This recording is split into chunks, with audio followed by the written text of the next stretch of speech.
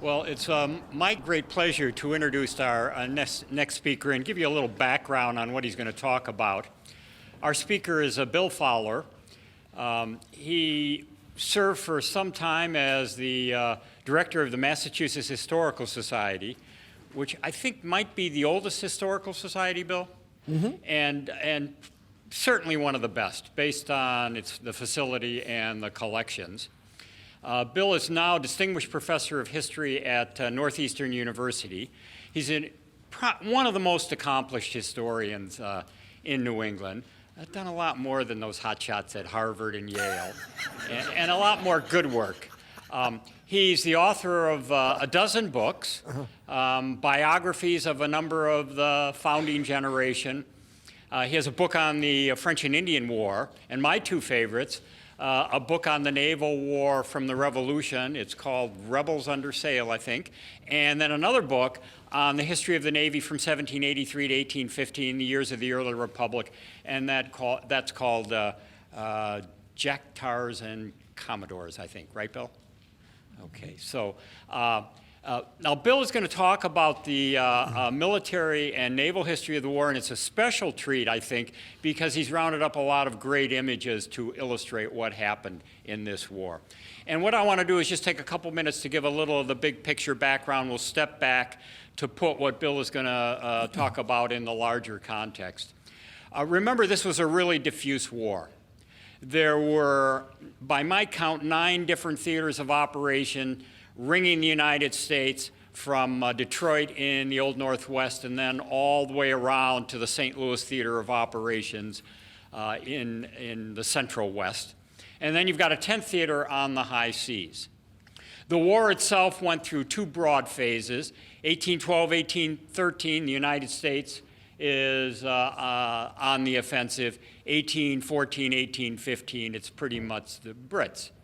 But neither side enjoys all that much success, and that really illustrates the difficulties of waging offensive warfare in the North American wilderness. It was just a heck of a lot easier to dig in and defend a position than move an army and all the supporting materials you need up to an enemy encampment or entrenchment and to enjoy any success there. And ultimately, I think this is why this war ended in a draw on the battlefield. What we're talking about here is logistics. Logistics play an absolutely critical role, that is supplying men and material to support an operation in just about every campaign in this war. There were 3 large campaigns that involved at least 10,000 troops. Our offensive against Montreal in 1813, the British offensive into Upper New York in 1814, and the British offensive on the Gulf Coast in 1814-15. All 3 of those offensives failed. Logistics also explains why those 2 battles on the northern lakes, Erie and Champlain, were so critical. And the outcome of those battles determined what happened on land. In addition, this issue highlights the importance of the Royal Navy's keeping men and material in Canada. That's basically a logistical issue, and that was one of the critical functions performed by the Royal Navy during the War of 1812, moving men and material across the Atlantic to make sure that Canada was properly defended against these invasions from the south. So that's sort of the larger picture. With that, I'll turn it over to Bill, and I think we'll all have an interesting and informative presentation here. Good morning, everyone, and Donald was very kind to his remarks. That was very nice. But you know, sometimes we're all teachers here. You know what it's like dealing with students, don't you? Always pleasant, always pleasant. They can lift you up, but sometimes they can let you down. At the end of last semester, we had our usual student evaluations. And so I was reading my student evaluations, and the particular student I was looking at checked off, excellent, excellent, excellent. We're going in the right direction, excellent, excellent. And then it comes down to the comments section. In the comments section, the student wrote, "If I only had 2 hours left on Earth, I would want to spend them in Professor Fowler's class. Wow. Page 2. Because Professor Fowler's classes last for eternity.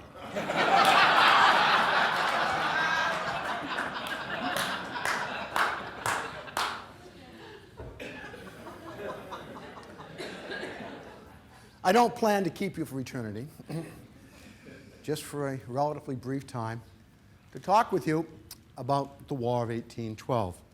And certainly Don has set the stage very, very well. We always talk about causes of the War of 1812 or any war. Usually they're fairly multiple. I'm always, as an historian, always a little cautious about monocausal explanations. Life is a little bit more complicated than that.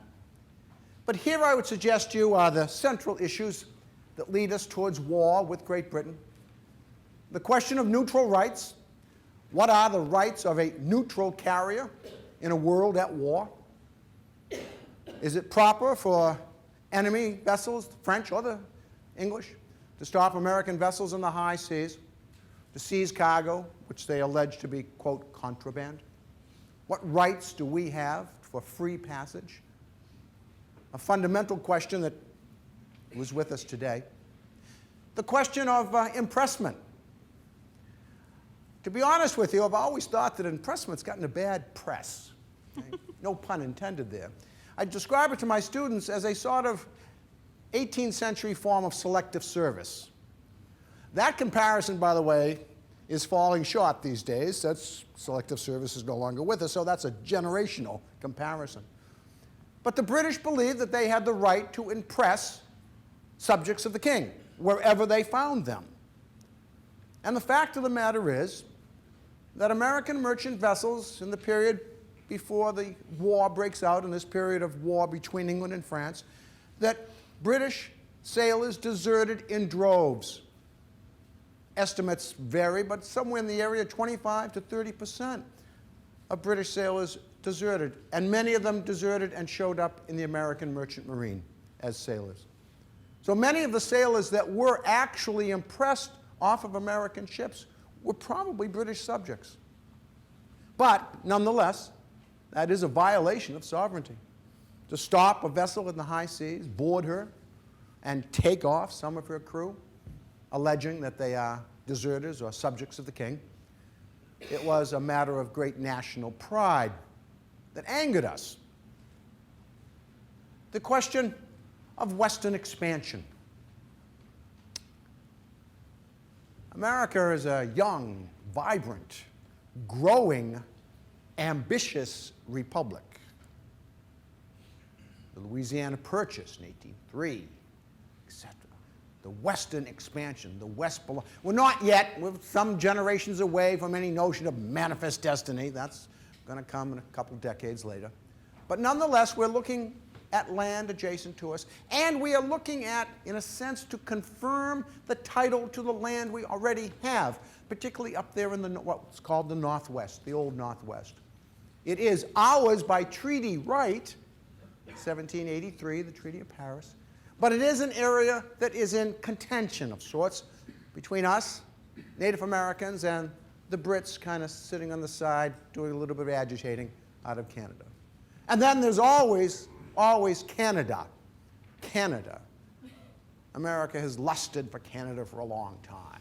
Okay? We invaded it in the American Revolution. Didn't work out so well. And we're going to invade it in this war as well, or try to invade it in this war as well. So Western expansion, a land hunger, which is really at the heart of American history in this time period.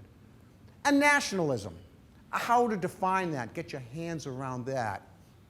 This sense of this American republic, this sense of what we might call American exceptionalism.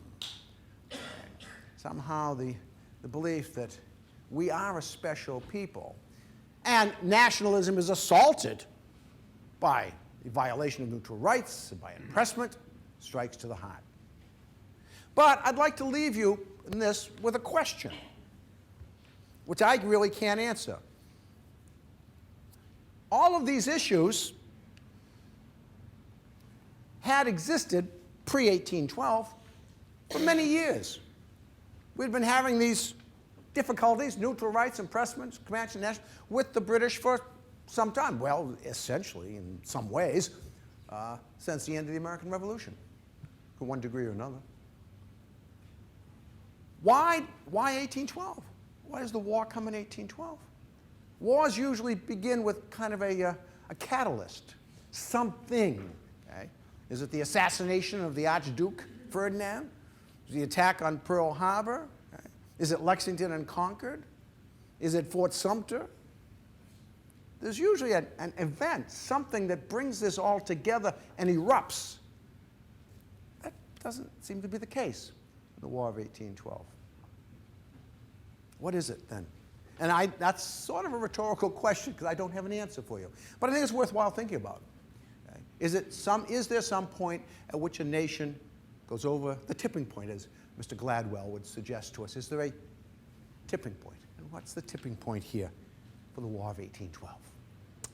So the causes then: British support of the Indians in the Northwest Territory that I mentioned a moment ago. The violation, the blockade, the French, and both the French and the English violate our neutral rights, except that the French don't have a navy powerful enough to do it quite so well, whereas the Brits have a powerful navy and are more likely to do it. Okay? The British blockade here, expansion, settlement, okay? This Western hunger. The controversy over the fur trade up there in the Northwest and further out. Okay? Both nations, Great Britain, represented here in Canada, and the United States, see advantage, business opportunities in the fur trade in areas that we are contesting with one another, and of course, impressment. In 1807, an event did happen that in many ways, when you look back, this might have started the war. The United States frigate Chesapeake is taking on stores and crew at Norfolk to prepare to go on patrol. Also, at the same time at Norfolk is HMS Leopard. The British learn, through a variety of sources, that amongst the crew of Chesapeake are several British deserters. That is a fact. And the British make protest. The Americans, for the moment, ignore the protest. Chesapeake sails. Leopard sails after her. Off the coast, Leopard signals Chesapeake to heave to and prepare to take a boarding party. Chesapeake refuses. That's an inappropriate demand. One national warship to another. It is an inappropriate demand. So Chesapeake refuses the request. Leopard moves closer, lets loose with her guns. Chesapeake is in a state of, she's gotten to sea, but her decks are still kind of a mess, frankly. She's not ready to defend herself. And a boarding party from Leopard comes aboard Chesapeake and removes men alleged to be deserters, and some of them are deserters. The Chesapeake-Leopard affair, what would happen to us today if some national warship fired on one of our warships in international waters, et cetera, et cetera? There's a demand amongst some to go to war. We don't go to war at this point. For two reasons, really. The president, Mr. Jefferson, is not anxious to go to war. And secondly, even the British sort of realize, uh-oh, this is a bit of an overstep. So neither side, so they step back. But Jefferson does respond to this British violation with the embargo. This is sort of cutting off your nose to spite your face. We will not trade, believing, as we did believe, that trade, American trade, was important to England in particular, and to the other nations as well, France, but England in particular, that we will use economic power to obtain our rights. Embargo. There will be no trade. We're closing our ports. So there. By the way, when you think about it, not surprising. this is exactly the policy we followed in the years prior to the American Revolution, non-importation. And who was around in those years? Thomas Jefferson. So this policy of embargo sort of harkens back to what we tried in the Revolution, in the years before the Revolution. It is loudly protested in the seaports. And in fact, this is a broadside. The Constitution gone. This is not the ship, but the document.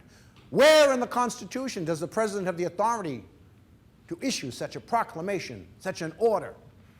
Jefferson is accused. Jefferson, it's kind of curious when you think about it, a little sidebar. Here's Thomas Jefferson, the states' rights fellow, remember, Virginia? And now he's exercising extraordinary power, central federal power. Extraordinary. But the embargo comes into place and does indeed do exactly what it's intended to do. It closes trade. It closes trade.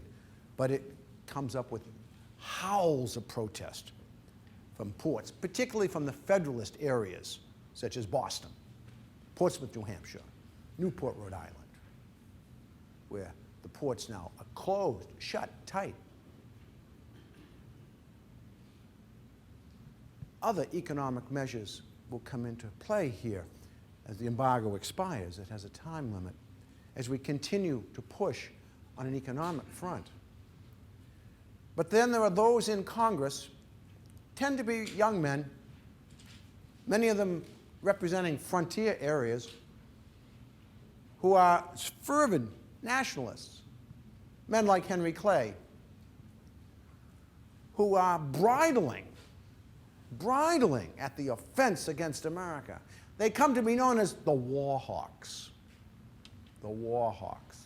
And they're pushing for more dramatic, violent action to defend American rights.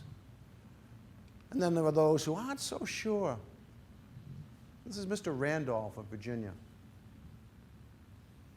He's opposed to any movement towards war. And he sees a sort of conspiratorial element here. And he stands in the well of Congress on one particular occasion and speaks and says, "I hear a whippoorwill whistling. A whippoorwill whistling. Canada, Canada, Canada." And so he's alleging that the motives here are expansion for Canada. And indeed, the problems in the West continue to agitate as well. The great Shawnee chieftain Tecumseh, gathering the tribes together in resistance.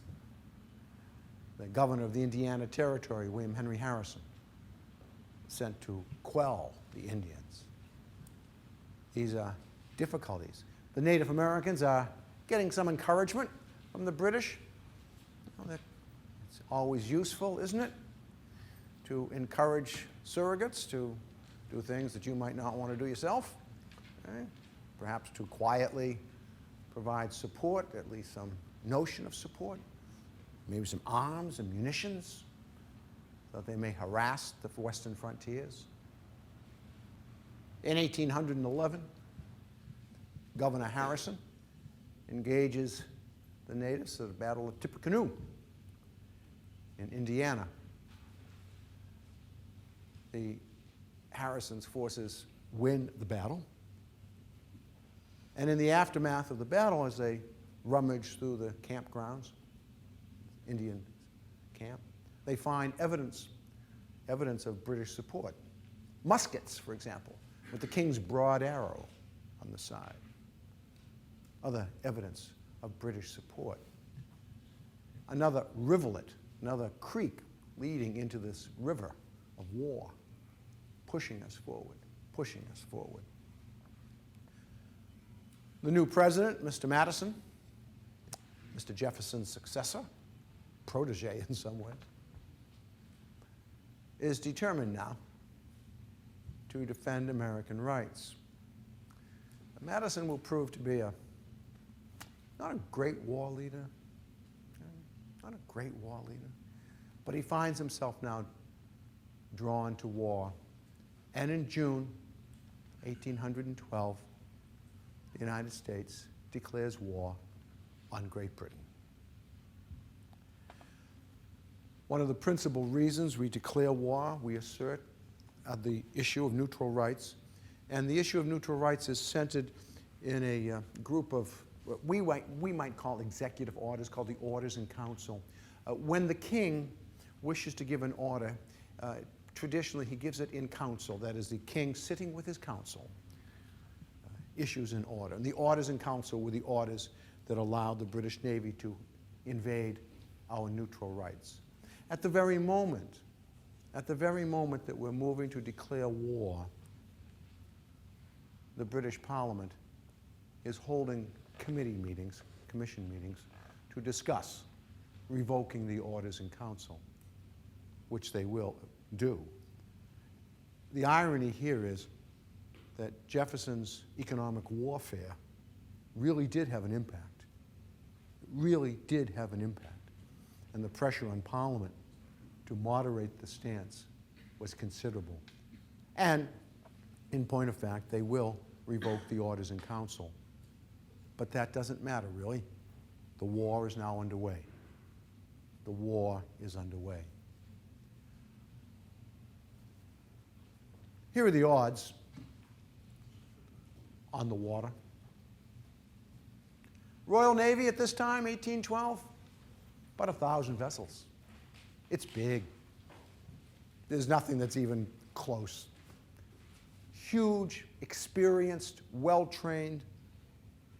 Britannia does rule the waves. And here are we, 18 vessels. I guess the odds are about even, huh? We're not, it is an incredible disparity in size. But there are some interesting observations here, though, some exceptions to this. We have some very good ships and crew. Constitution. You certainly have been aboard her. A frigate of 44 guns. And she has sister vessels as well. But she's not really a 44 guns. In combat, she carries more like 50. Constitution is rated as a frigate. Frigates, in the age of the sailing navies, were classified as vessels that carried anywhere from 28 to 44 guns. And they were considered to be the smallest vessel that was adapted for independent service. They were intended to be part of a larger fleet. Frigates in the Royal Navy stood down behind and lower than ships of the line. In 18th century naval warfare, the most powerful vessels were referred to as ships of the line. And they all carried a minimum of 74 guns, and sometimes, as in the case of HMS Victory, more than 100 guns. They were described as ships of the line because they stood in line of battle. Here is the way naval warfare was conducted in the age of sail. What we're dealing with are huge floating wooden forts. They are always prisoners of the wind, tide, and current. Always. Always. They are armed with these massive guns that fire solid iron shot. And so when the fleets came to gather together, they would face one another in line. The ships that could stand in this line were the ships of the line, the big ones, the 74 guns and up. Behind the ships of the line, the frigates would gather. And the mission of the frigates, they were the wolves. As these fleets would gather and pound one another, This is a painting of an engagement during the Napoleonic Wars off the coast of India. Nothing fancy here, is there? Okay? Here's the French, here's the British, and you can see the way it's going. And notice back here, and over here, those are the frigates. And they're waiting. They're waiting. What they're waiting for is they're waiting for one of these ships of the line to get so damaged that she's forced to fall out of line. And when she falls out of line, they pounce. They pounce.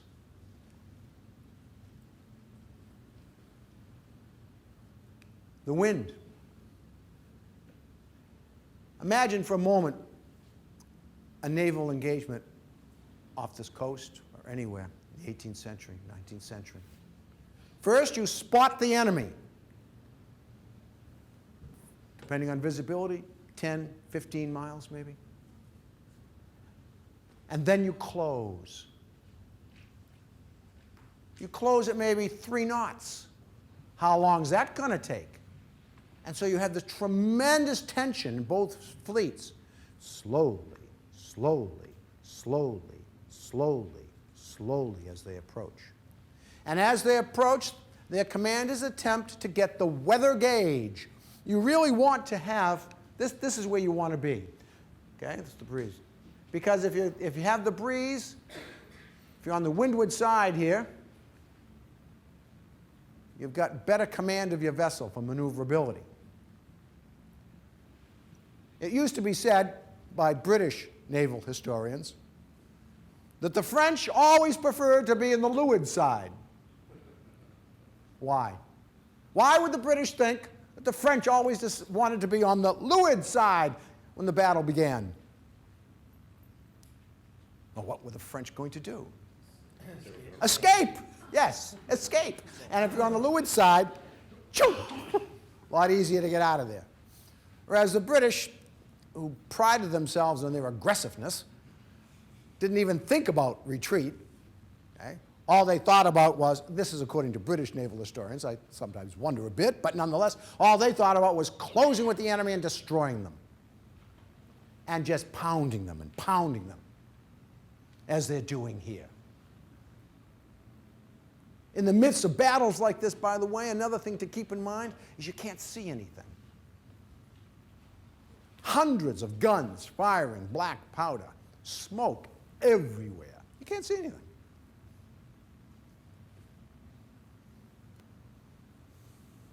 This is a diagram of the most famous battle, I think, in the Age of Sail. It is Nelson at Trafalgar. And here Nelson did something a little different. Here's the Allied fleet, Spain, France. And this is the British fleet, Admiral Nelson here, Collingwood here. And what Nelson did here was revolutionary. He commanded his men, he commanded his captains to break the line. In other words, instead of coming here, you see the wind, they're approaching the French.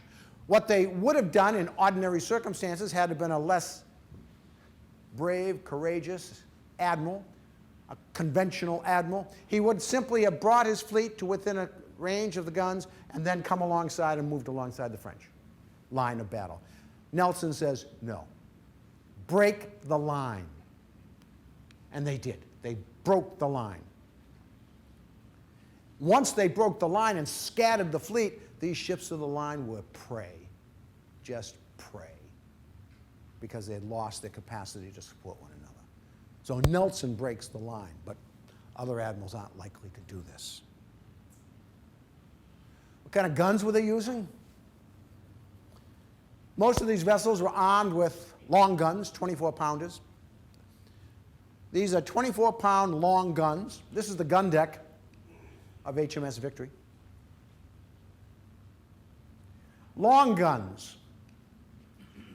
You've seen them on board the ship. Fire 24-pound solid shot. How far? How accurate? Well, you can read lots of sources about how far you can fire a 24-pound long gun. Probably somewhere with proper elevation, maybe 2,000 yards or so. The long guns can be elevated not much more than about 9 degrees. And it's elevation, of course, that gives you greater range. You just can't really, because of the confines of the ship, the nature of the way, getting them up above 9 degrees is really tough. So maybe at 9 degrees you might get 2,000 yards. But with absolutely no accuracy, like in none, as in none. Furthermore, if you're firing a 24-pound solid shot, you might get it out there 2,000 yards, but by the time it gets to 2,000 yards, its impact is really diminished. The muzzle velocity, that is the speed at which these cannon leave the muzzle of the gun, is pretty slow. And then as they're going through the air, these are large spherical balls. The wind resistance is huge. On shore, a little footnote for you, guns were bigger, could be bigger, and they had greater range. The maximum range in the 18th and early 19th century in this age, the maximum range is about 3 miles with big shore guns, which explains an element of international law, the so-called 3-mile limit. 3 miles was as far as your guns could fire, so that's about as far as you can control. So you could fire them at a high elevation. Chances of hitting anything, pretty remote. You could fire them depressed or level. If you did that, of course, you severely reduced the range. But there really was no point in firing at a long distance. In this particular battle at Trafalgar, the Allied fleet fired on the approaching British at a distance of about a mile and had no impact whatsoever. None. No impact whatsoever. So firing at long range didn't make any sense. You're wasting ammunition. You're simply wasting ammunition. So you'd wait until close aboard.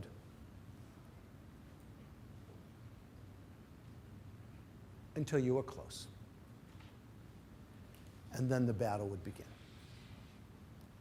These long guns could be angled down, and the shot actually skips across the water. You ever thrown a rock? Okay. So you can imagine a 24-pound cannonball. Boom, boom, boom. And by the way, the muzzle velocity of these weapons is low enough so that you can see it coming. Especially on a clear day against the blue water, you can see it coming. Perhaps some of you have had occasion to stand behind, even today, a large artillery piece of 155 or something like that. And on a clear day, standing behind that gun, as she discharges, you can actually see them go off. So you could see them coming. The other kind of weapon they had aboard were carronades. These are shorter guns, obviously. Right? They fire a heavier shot, about 32 pounds. Their range is not as great as the long gun, although it's a bit of a myth here, and that is that carronades had a dramatically shorter range. That's really not true. They were shorter range, but the dramatically, no, not so much.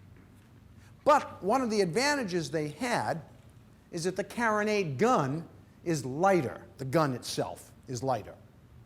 And here you have a matter of stability in a wooden sailing vessel. Okay?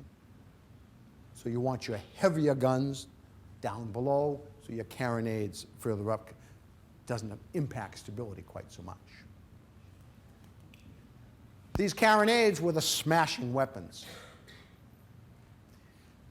What was the proper range to engage an enemy?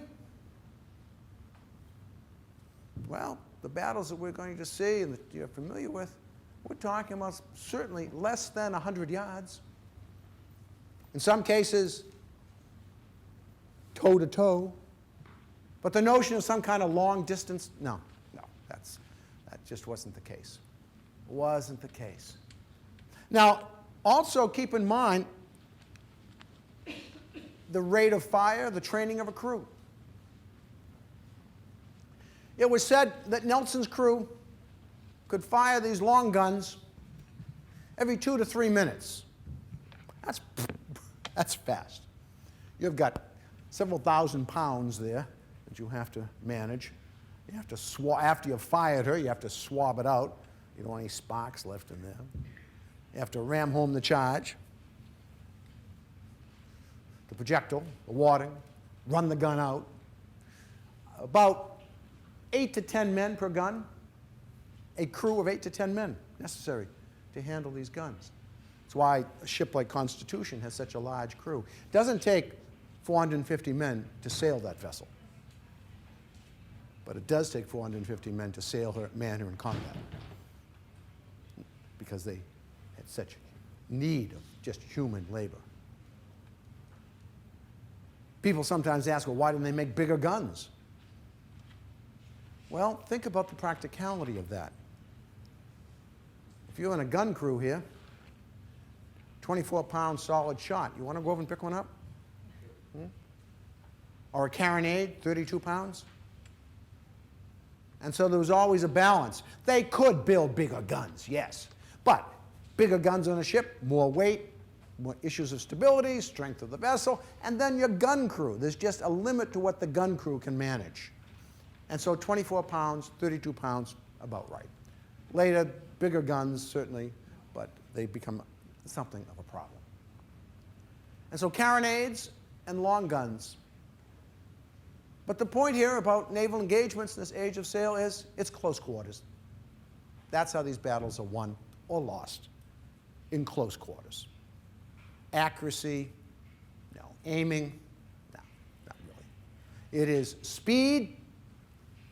It is speed that matters. So the crew needs to be well trained. The best trained crew has a very distinct advantage. What kind of shot did they fire? What were they firing at the enemy? Well, you can just fire a simple round shot. That's a 24-pounder. Okay. You could fire over here, grape shot. This is a bundle. A bundle of about 10 or 12 smaller balls. Okay. In that bundle. That's loaded in, then fired, and it's like a shotgun. Like a shotgun. That really has to be close. You get no distance. That's when you're right broadside to broadside. Right? You might have bar shot. Yeah. Looks like a dumbbell. What does that do? Well, you fire that, and it swirls. Good way to take down the enemy's rigging. Just swirls around. And this is somewhat the same. This is chain shot. It's a little bit longer. It comes out, and there's a chain holding the two things. It swirls around. We're not talking here about exploding shot. Okay? None of what we're talking about here, none of these weapons explode. They're all solid shot of one kind or another. All solid shot. When you engaged the enemy, broadside to broadside, there were two tactics, fundamental tactics. You could fire on the up roll. Could fire on the down roll. Again, according to British naval historians, the French love to fire on the up roll. Why would you want to fire on the up roll? Take down the rigging. If you fire on the up roll, it's going to take down your enemy's rigging. Fire on the down roll, into the hull. Again, the conventional wisdom about the British, no, they preferred to fire, they wanted to sink you. Okay. Never mind this fancy notion of taking down your rigging and capturing. No, they just want to blast you out of the water. Although the practicality here, again, with the weapons we're talking about, is I doubt very much. Okay. If in the midst of battle, guns roaring, imagine the environment, by the way. Do you ever think of the environment on the gun deck of one of these vessels? My God. It's hard for me to imagine the captain of a gun crew saying, let's wait and fire on the down roll. Or should we fire on the up roll? No, I think you just fired. You probably just fired. It's the volume of shot, not the nicety of up or down rolls. So shot range, Good seamanship was critical. Getting the right position, the weather position, well-trained crews. And then, of course, at some point, if you really close, you might need to board. And boarding, of course, to finally take the enemy's vessel. In single combat, as these vessels, and we'll see some of them engage, as you approach the vessel, you might line on line, okay, kind of a mini version of those fleets. But you might also try a rather tricky maneuver called crossing the T. What you would want to do is cross over either the bow or the stern of your enemy. And as you cross over the bow, your guns, your broadside guns, fire sequentially. Boom, boom, boom. Each shot going the full length of the ship's deck. Or do the same from the stern. Crossing the T.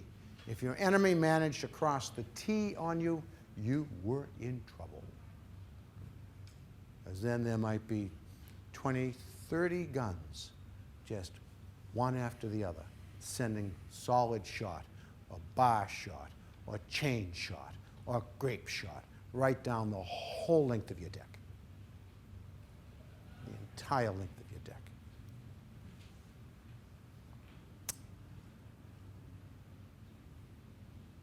When war was declared, Constitution was under the command of Isaac Hull. And I think the curator has left, but I always recall, and it is still in the collections, as I understand, one of the most remarkable characteristics of Isaac Hull was his girth. We, the museum, has his pants, waist of 54. Okay? He was sort of built like a fire plug. You know. Well, in any case, Isaac Hull is in command of Constitution. She departs Annapolis when the war is declared. Hull is anxious to get to sea quickly. He's not the senior captain in the Navy, and he believes, rightly so, that as soon as the Secretary of Navy sort of gets everything together, he's going to receive orders to put himself under the command, he and his ship, under the command of a more senior captain and sail in a squadron, a group of ships.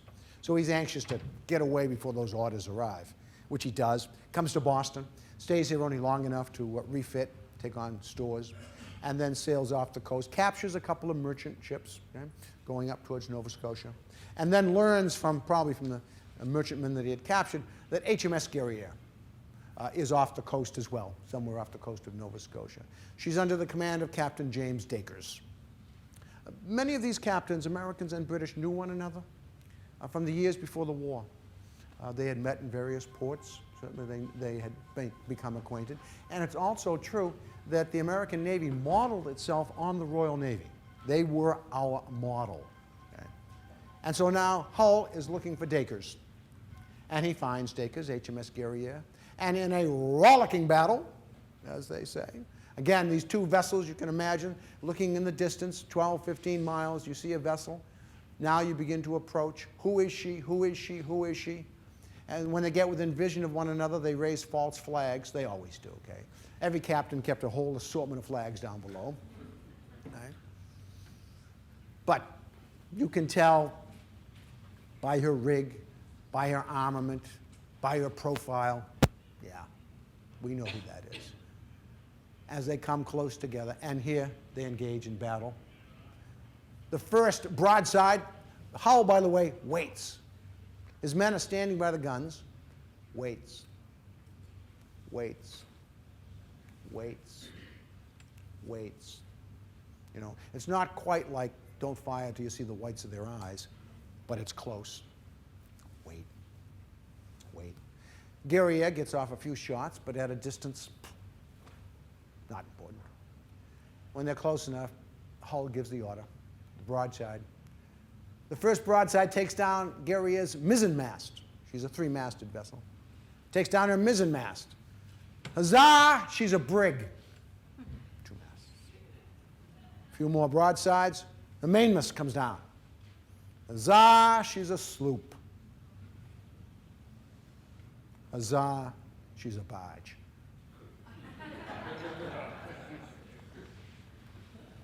The defeat of Erie, August 1812. It's a dramatic event. This is the first time that anyone can remember that a British frigate has been beaten in single combat with an enemy. Now, mind you, Britain's been at war forever. Okay. But this is the first time that anyone in the Admiralty can remember that in single combat, an enemy frigate beat one of ours. Now, of course, they also will say quickly, it's not fair because Constitution was bigger than Guerriere. And that's true. That's absolutely true. The British will continue to complain about that all during the war. Okay? And every time we have a frigate victory, and we have some dramatic ones, that's always against an inferior enemy, even though it is called a frigate, because our frigates are indeed as large and as powerful and as well built as they are. Isaac Hull, all 54 inches of him, becomes a hero. A hero. Songs are written, toasts are given. Great irony here. Isaac Hull comes back to Boston, and the church bells ring, we have a banquet, etc., but we hate the war. Okay? We hate the war, but somehow we love Isaac Hull. He's captain from Connecticut, by the way, and we love the ship. Bostonians have a capacity to compartmentalize. Right? It always seems to be a great historical irony that we have here one of the greatest relics of American history, maybe the greatest relic in American history. And at the time when she made her fame, we didn't agree with any of it, okay? But we loved the ship. Shortly after Constitution's victory over Guerriere, another frigate engagement. The frigate United States and HMS Macedonian. Another American victory. Wow. We're on a roll here. 2 times now, within the space of just a few weeks, an American frigate has taken a British frigate. Not only frigates engaged, but also some smaller vessels. This is the American brig Wasp in combat with the British brig Frolic. And Wasp takes Frolic. We're having victories at all levels.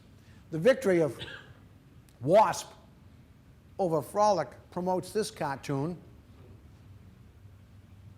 This is John Bull. John Bull, in the early 19th century, was the British equivalent of what we think of as Uncle Sam. Uncle Sam, by the way, comes later in our history, a little bit later, but it's the symbol. And John Bull, of course, is always represented as ugly, always ugly, okay? Overweight, okay?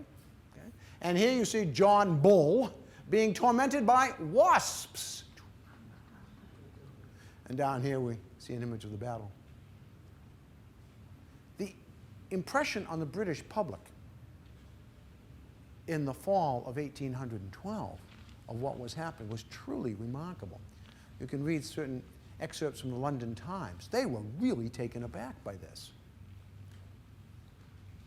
And then at the very end of the year, Constitution, now under the command of William Bainbridge, is patrolling off the waters of Brazil and encounters HMS Java. Java is actually on her way to India with a new governor general and some reinforcements. Constitution and Java slug it out, and again you can see slug it out, and Java becomes a prize. 3 frigate victories in the space of just a few months. It is remarkable and really sets the Brits back on their heels. But let's not get too full of ourselves here.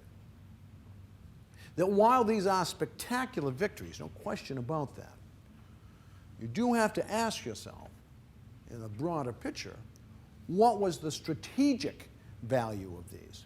And there we need to be a little bit more sober. We need to be a little bit more sober. Okay? Wonderful victories for American nationalism, and they give us heroes in ships and men. But what is their overall impact on the war? And that needs to be thought about more carefully, I think. But in any case, we certainly are feeling good about ourselves. And here's a cartoon.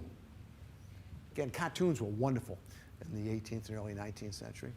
Newspapers were filled with them. Wonderful cartoonists. And what we have here is Lady Liberty, Columbia. A Statue of Liberty comes, we think of Lady Liberty as being a symbol, not till 1886. Before that, Liberty was still a lady, yes, but more often described as Columbia. And here you see she's standing there with the shield behind her, the Liberty cap here. And what she is saying, and the eagle, of course, you got to have the eagle.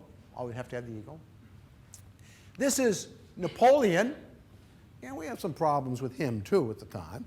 And here is John Bull again, ugly John Bull. And Lady Columbia is saying, speaking to John Bull, I tell you, Johnny, you must learn to read respect, free trade, seamen's rights. Well, for you, Monsignor Boninapi, when Johnny gets his lesson by heart, I'll teach you respect. So in other words, after I take care of you, I'm going to turn to you. Okay? Well, get ready, Napoleon. Ha ha! Begging me glad to see Madame Columbia angry with that John the Bull. But we no learn respect, we learn retribution. We be the grand emperor. Right. And then John Bull.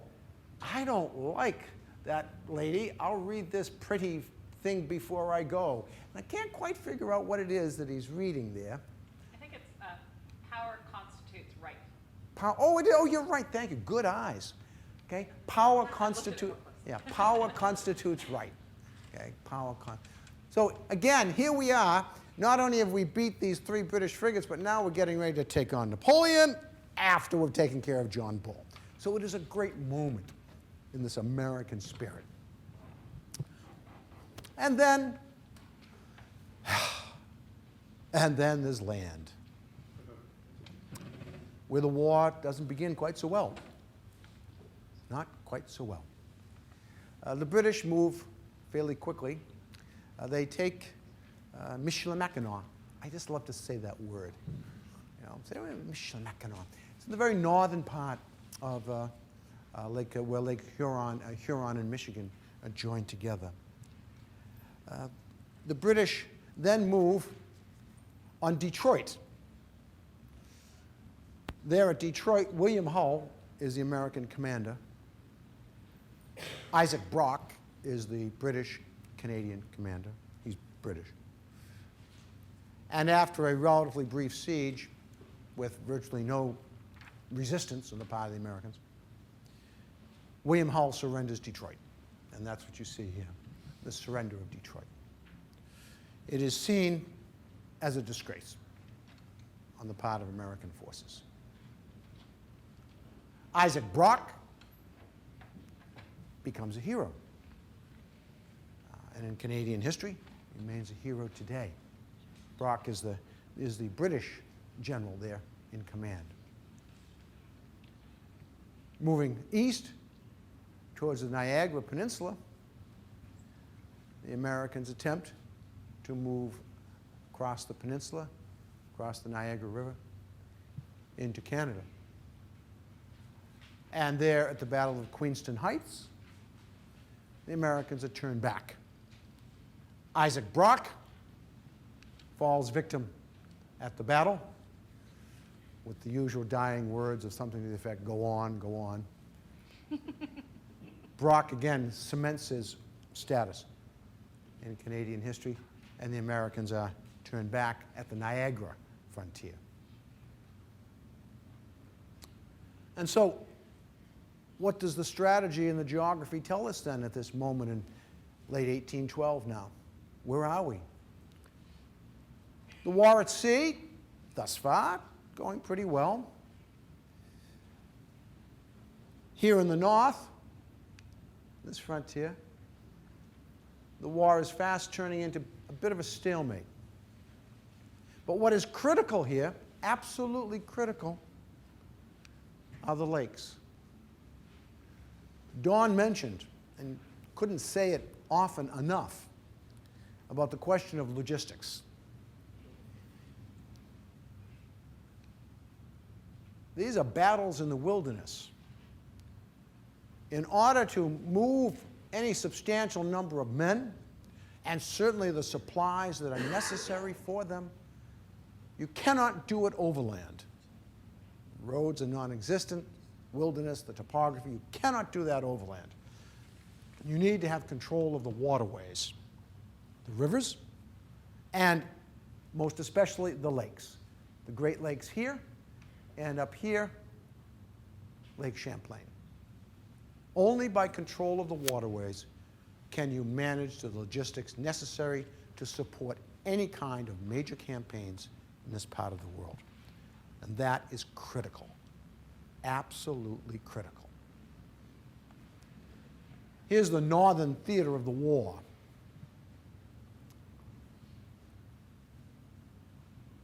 Lake Erie, Lake Ontario will be the focus. The upper Great Lakes, not so much, except for Fort Mackinac up here, Fort Michilimackinac. Keep in mind what the geography is like here. Canada, obviously. This is the St. Lawrence. Remember that the St. Lawrence, unlike most rivers here in North America, flows north. The St. Lawrence begins here at Kingston on Lake Ontario and flows north to the Gulf of St. Lawrence. So this is a vital waterway, particularly for the British. And Lake Ontario and Lake Erie are vital waterways as well, both as barriers, moats between Canada and the United States, as well as east-west passages. Keep in mind that this is a vital, the Niagara Peninsula here is a vital area because you must portage. There is no water passage. Well, you got to deal with Niagara Falls. Okay? And so this is a vital, vital place here. This is there is a river there, as you know, the Niagara River. Okay? A vital area.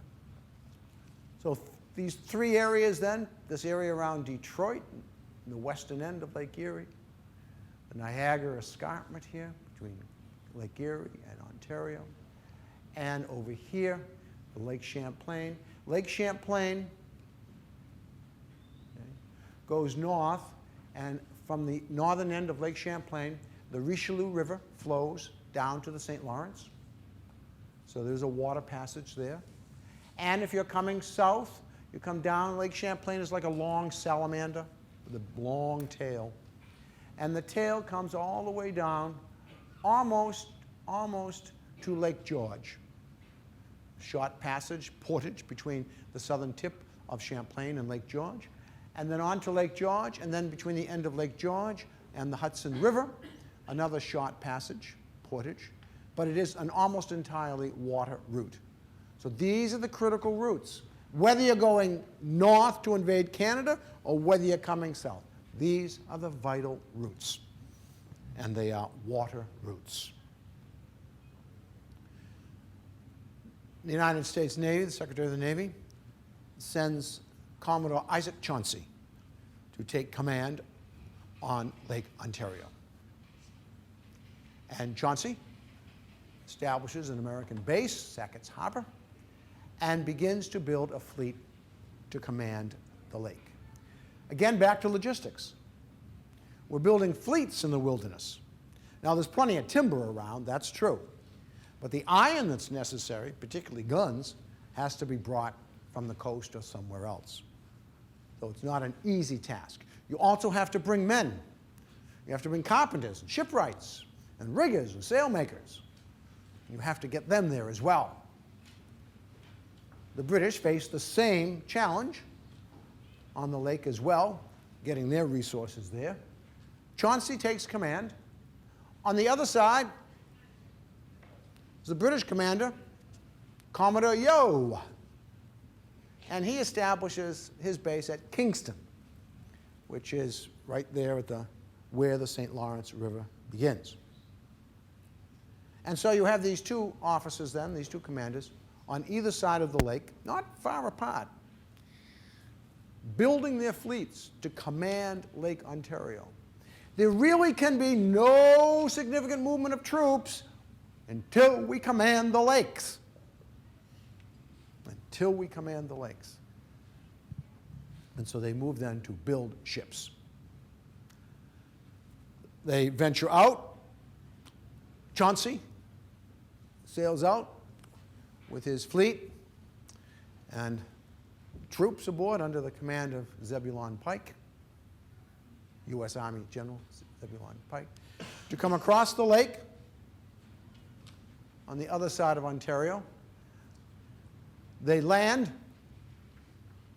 at the provincial capital then, York it's called. Today it's Toronto. And the Americans land.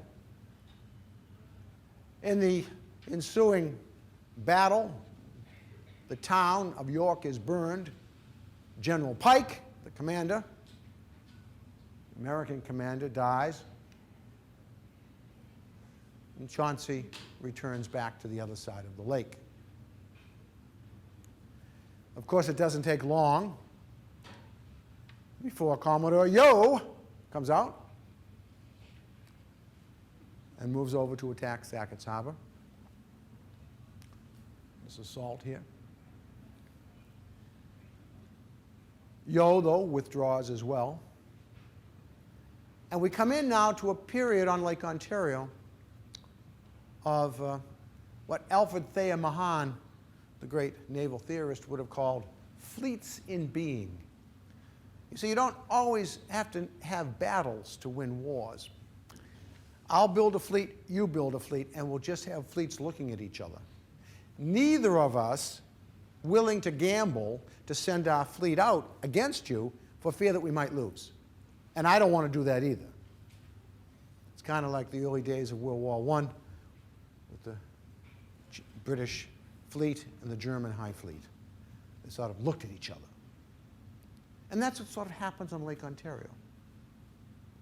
That Chauncey and Yo, cautious commanders, and maybe appropriately so, although Chauncey has often been criticized for his lack of aggressiveness. But nonetheless, neither Yo nor Chauncey want to risk committing their fleets and being defeated. That would be a catastrophe. A catastrophe. So there's a bit of stability then, naval stability, on Lake Ontario. Here. Lake Erie, a somewhat different story. There on Lake Erie, the Secretary sends a young naval lieutenant named Oliver Hazard Perry. Perry comes from a very distinguished Newport, Rhode Island family. He is an aristocrat. He's an American aristocrat. His brother is Matthew Calbraith Perry, Commodore Perry, the man who in the 1850s will, quote, open Japan. Perry also marries well to a very elite Newport family. He's an able, aristocratic naval officer. Perry's challenge now, when he's sent to Lake Erie, is to build a fleet. And like Chauncey, and like the British, it's necessary to gather the materials, to bring in the carpenters and the shipwrights, and the riggers and sailmakers, the coopers, all those skills you need to build vessels, haul the cannon up, and go to work building a fleet. A little footnote for you. In building vessels, wooden vessels, you always want to have seasoned wood. You want the wood to dry out. You know, if you don't, it'll rot. These vessels that are being built in a remarkably brief period of time, by the way, are built of green wood. They don't last very long. And frankly, they're not very well built. Okay? They're not like that ship out there. Okay? They're much smaller, much more frail. But that's not the point. The point is, get them built in a hurry. And they do. And so Perry's men go to work and build this fleet. On the other side of the lake, Commodore Robert Barclay, the British commander, is equally hard at work, building up his squadron as well, preparing for struggle to command on the lake. September 1813, Perry manages to venture out. A little difficult, by the way. There's a sandbar at the mouth of the bay where he had been preparing his vessels. Has to get the vessels over the sandbar, not easy, but manages to do that. Gets out into the bay, and at the western end of the lake, put in bay, the Americans and the British meet. Barclay doesn't really want to sail. He feels that he's not ready, but he really has no choice. Again, we're back to logistics here. The British Army that is ashore is suffering from a lack of supplies. And again, if you look at a map, it's a long way. If you don't go by lake, if you don't go by Ontario and Lake Erie, it's a long way to get supplies from the depots there near the St. Lawrence all the way down towards Detroit. They have taken many guns, as many as they can, from the Army to man the ship, to arm the ships. So Barclay is under great pressure to get out there. And he goes out a bit reluctantly. Of course, the loser in a battle always has reasons why they shouldn't have gone out, but he went out. The battle is a ferocious one. Again, close quarters, okay? Close quarters. Perry's flagship is called the Lawrence, named after Captain James Lawrence, who in June of 1813 had been killed in a battle, which I'll describe in a moment. And flying from the mainmast of the Lawrence is a flag emblazoned with Captain Lawrence's last words, which were, "Don't give up the ship. Don't give up the ship." Lawrence, the vessel, takes a heavy attack from the British, and Perry decides to transfer his flag. That is to say, he can no longer, the vessel is in such distress that he feels he can no longer command the squadron. He needs to move to another vessel. And so he moves his flag. In this apocryphal, fanciful moment, again, you can notice how this painter has depicted this moment. This tells us more about the heroic image of Oliver Hazard Perry than about the accuracy of the battle itself. Perry standing, of course, in the vessel, pointing, flag flying, seamen neatly dressed in whites, etc. It reminds me of Washington crossing the Delaware. You know. Sit down, George. Sit down. Okay. The battle continues, and the Americans are victorious. Perry, immediately after the battle, sends a message to the governor of the Indiana Territory, William Henry Harrison, telling the general, "We have met the enemy. They are ours. 2 ships, 2 brigs, a schooner, and a sloop. We have met the enemy, and they are ours." The Americans now control Lake Erie. We control Lake Erie, sort of a stalemate on Ontario. But in any case, neither of those lakes are now available to the British for the transport of the material that they need to sustain any kind of Western campaign. Perry's brilliant naval victory. Yankee Perry, better than Old English cider. Huzzah for the brave Yankee boys. And it goes on and on and on, to be sung in taverns, to be posted as broadsides. And Perry becomes a great national hero, the victor on Lake Erie. The victory on Lake Erie encourages the Americans to move into Canada. And under Harrison's command, the American Army moves into Canada and encounters the British, a much inferior British force, by the way, at the Battle of the Thames, or the Thames. It is there at that battle that the native allies of the British, led by Tecumseh, also stand with the British. And this is a depiction of a famous moment in the Battle of the Thames when Colonel Richard Johnson is supposed to have killed the great chief. Enough people believed it, sufficient number of people believed it, so that Richard Johnson will become the Vice President of the United States under Martin Van Buren. And the victories, of course, too, give reputation to the commanding officer, William Henry Harrison, who will go on to become President of the United States. So there are at least 2 presidents who come out of the War of 1812 and 1 vice president. Americans also ventured into the Pacific, which was a bold thing to do. Captain David Porter is in command of the frigate Essex. The Essex had actually been built in Salem, Massachusetts by private subscription in the 1790s during the era of the Quasi-War. Private individuals contributed money to build this vessel. And so Porter is in command of the Essex. He's ordered by the Secretary of the Navy to head into the South Atlantic and to rendezvous with an American squadron. He goes into the South Atlantic, can't find the American squadron. By the way, the way that would usually work is that Porter's orders would say, and did say to him, you are to sail, and they would say, towards Rio or wherever it happened to be. You are to remain in the area of Sao Paulo, 200 miles offshore, from such a date to such a date. Same orders would be going to other captains who would then be expected to rendezvous.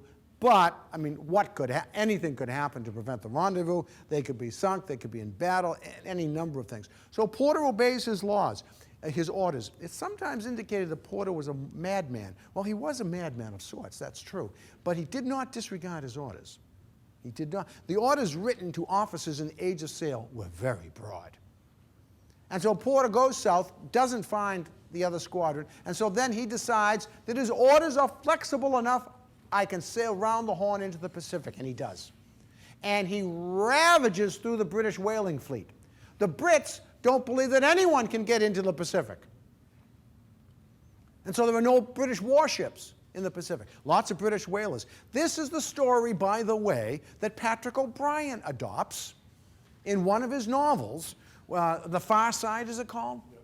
The Far Side. In Patrick O'Brian's Far Side, O'Brian makes the Essex into a French ship. So if you're reading Patrick O'Brian, The Far Side, the French vessel, whose name I've forgotten now, is in fact the Essex. And Jack Aubrey is in command of the Surprise, British officer, of course. So it's a rollicking story that everybody knew. Porter goes into the Pacific and ravages. In fact, he's got a problem. And the problem is he takes so many ships that he's running out of his own men. Because every ship he takes, he wants to keep as a prize to send it in to make some money. He gets down the list of people to command his prizes. Finally, he's forced to give command to one of the prizes to a 12-year-old midshipman. But it's okay. It's okay. This 12-year-old midshipman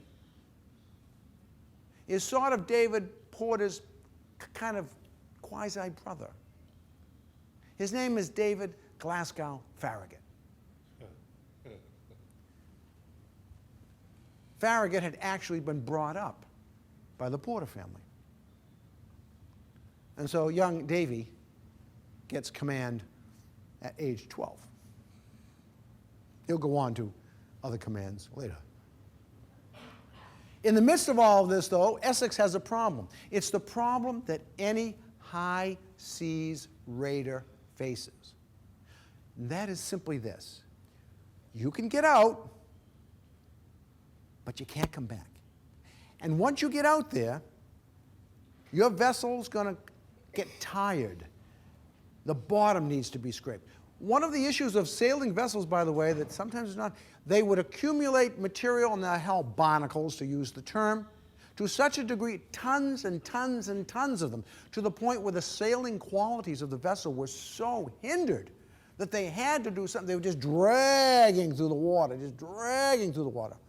They need to re-rig the vessel. They need to mend sails. You can't do that while you're underway. You need to put in someplace. Where's he going to put in? He can't put in any port. They'll catch him. And so he goes, Porter takes the Essex and his little squadron, and they put in at the Marquesa Islands.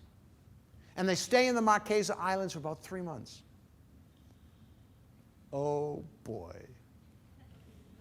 You know, when you're studying history, and all else fails, if everything else fails, apply common sense, but only as a last resort. 400 or 500 guys, been at sea now 18 months, a little bit longer. Had some hard times. Now they're in this tropical paradise, surrounded by all the accoutrements that you can imagine in a tropical paradise. They have to heave down the ship. I mean, there's work to be done, but there's a lot of spare time, too. When the war was over, Porter kept a journal. That's another thing about these officers. They were very literate. Porter kept a journal. And after the war, he published this journal. Wow. Wow. You bet. Wow. The journal was read, and people were appalled. These can't be our boys behaving like this. And so the journal came out in other editions that were revised. So if you want to read Porter's journal about the sailing, particularly the Marquesas, okay, read the first edition. You know who read the first edition and used it heavily for his own work? Was a young sailor, sailed on a warship, sailed on a whaler, sailed on a packet ship. His name was Herman Melville. And Melville relied greatly on Porter's journal. Well, but anyway, we got to get back to business. So Essex sails again. By this time, the Brits have sort of caught up on it, okay? And they have dispatched vessels to the Pacific to track down this guy. It's not Jack Aubrey they send, but they send a Captain Hillier. Porter is desperate, and so he puts into the port of Valparaiso. This is the end. The British are there too. And Porter sails out of Valparaiso and is taken. His ship is taken. Porter survives. The ship survives too. The British take the ship back to England.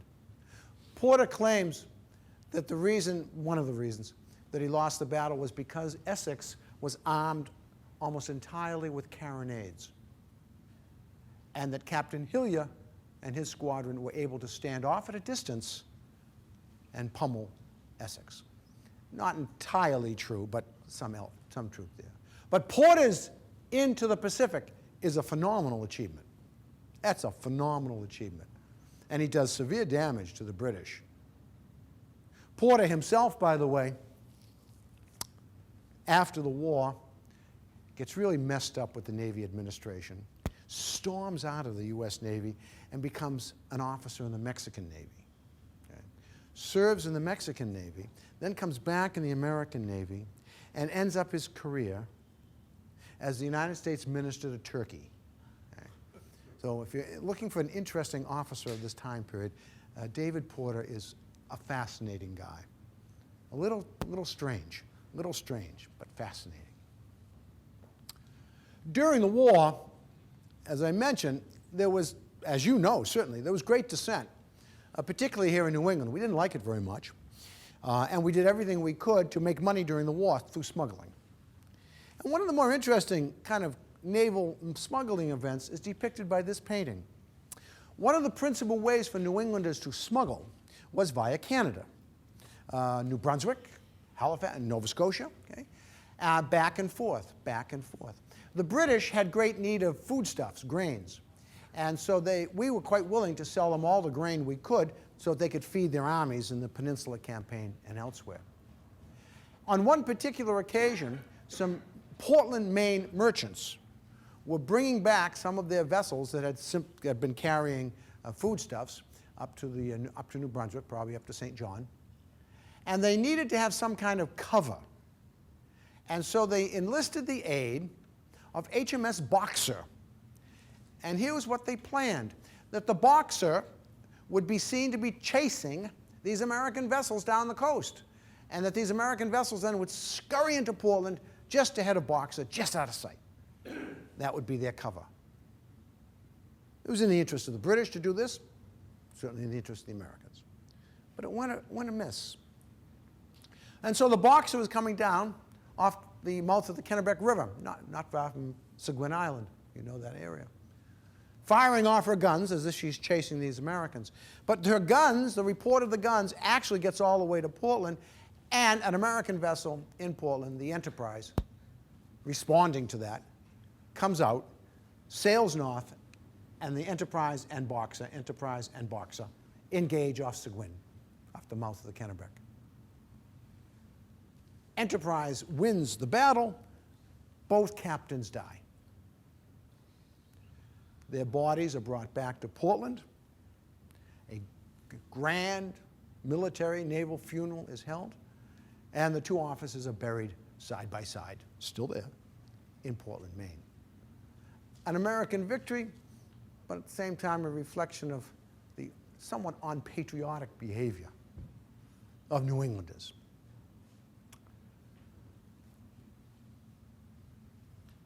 In June, late May, going into the first days of June, sitting at the pier out here, readying for sea, was the United States frigate Chesapeake, the same Chesapeake of Chesapeake Leopard affair.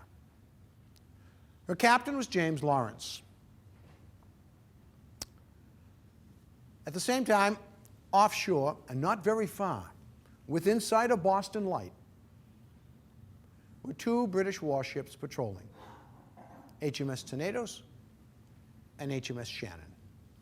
Shannon under the command of Captain Philip Vere Brooke. They were blockading the port. It was an obvious challenge, clearly. Captain Brooke sends a message into Boston inviting Chesapeake to come out, telling the captain of Chesapeake that he's sending Tenedos away. Tenedos has been dispatched down towards Bermuda, so Shannon will be alone. Captain Lawrence never gets that message. Okay, that's a little bit of mythology. Okay. He doesn't get the written challenge, but he doesn't need a written challenge. And so Chesapeake then sails the 1st of June to engage HMS Shannon. Captain Brooke, Philip Vere Brooke, is well known in the Royal Navy for being a strict disciplinarian and constantly drilling his men. Constantly drilling his men on the guns. Constantly drilling his men on the guns. And so the two vessels now encounter one another a few miles off the coast of Marblehead, just to the north here. One-on-one. Of course, each is going to try to get the weather gauge to maneuver. This is going to be as best they can a battle of maneuver. As they try to get a circle, each try to cross the T on the other, something happens. The helmsman, apparently of Chesapeake, makes a mistake. They come too close together, and they become entangled, as you see here. They're now in a death grip. This, the battle wages. In the midst of the battle, Captain Lawrence is struck down, probably by a British Marine, up here in the fighting tops. You can see the Marines in the fighting tops. British and American Marines in the fighting tops. He's taken down below, and as he's taken down below, he's reported to have said, "Don't give up the ship." And about 15 minutes later, of course, they gave up the ship. And Lawrence, mortally wounded now, is transported, as Chesapeake is, to Halifax. This is Chesapeake entering Halifax, and you can tell that she's a prisoner. The white ensign, symbol of the flag of the Royal Navy, the white ensign flies over the American flag. Lawrence is given a ceremonial burial in Halifax, an honorable burial. But then it's decided that he's an American hero. He ought to be buried in America. And so a collection is taken up and a vessel is sent up to Halifax from Salem. And they bring his body back and they bury him in Salem, Massachusetts. That doesn't last long. They exhume the body again, and Captain James Lawrence is buried in the Trinity Church burial ground in New York City.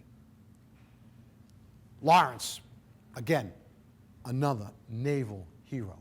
Don't give up the ship. The flag, "Don't give up the ship," that Perry flew there on Lake Erie is still with us today. That flag is on exhibit at the Naval Academy.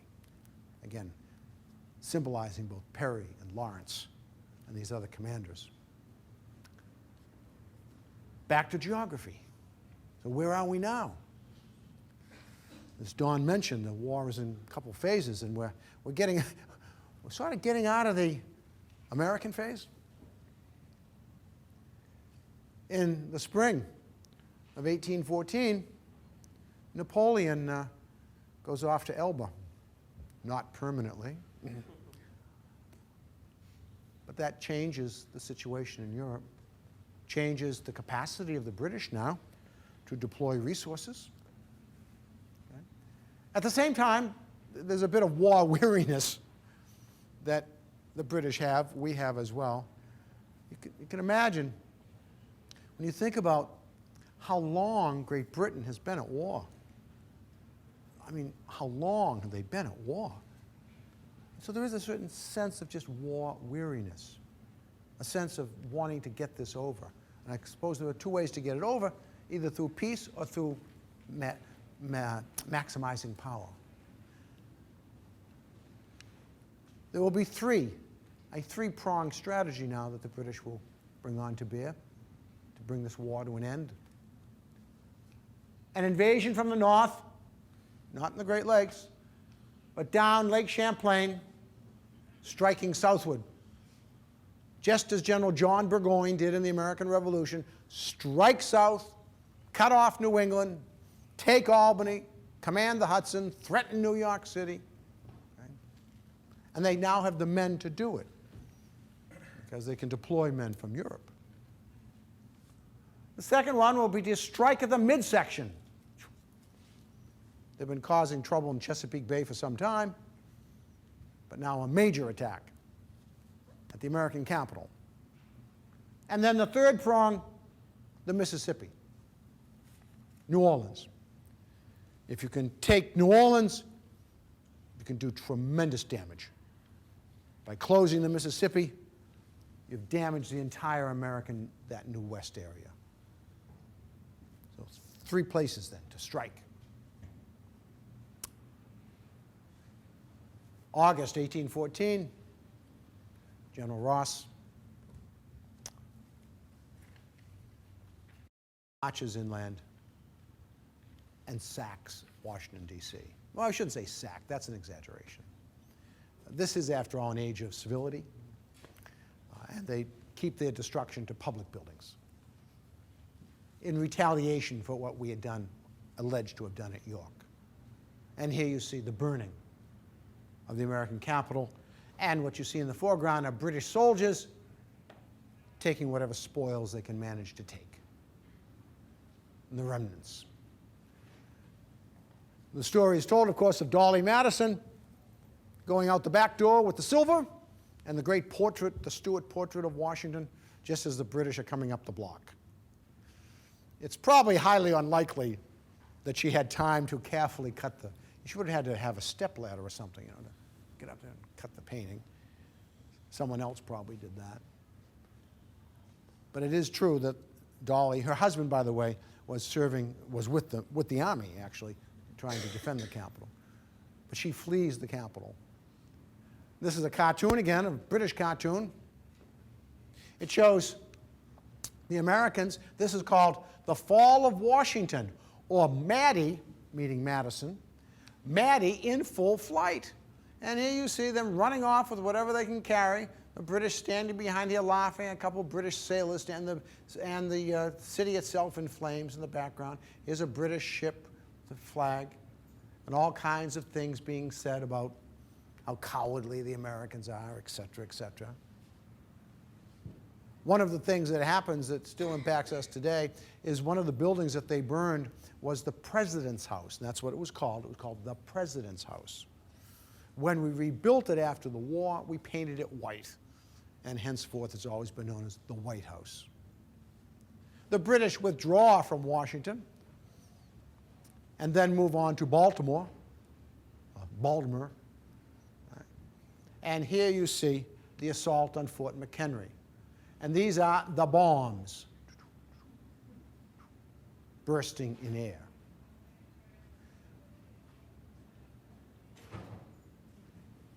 It's at the assault against Fort McHenry.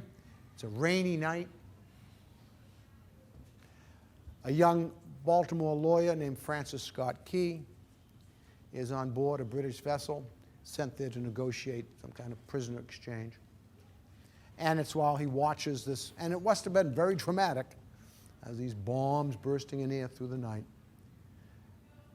And it is in the morning when he sees the flag is still there that he's inspired to write a poem, not a song.